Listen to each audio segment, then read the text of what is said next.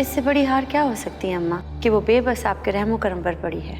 उसकी बेबसी सिर्फ हम देख रहे हैं, वो नहीं देख रही। अम्मा प्लीज, ये खून बहा के कुछ नहीं मिलेगा।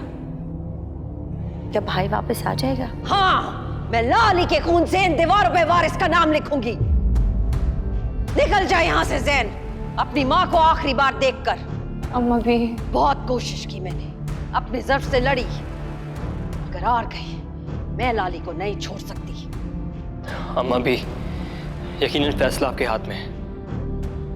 मैं एक दरख्वास्त कर सकता हूँ, वो जैसी भी है तो मेरी माँ।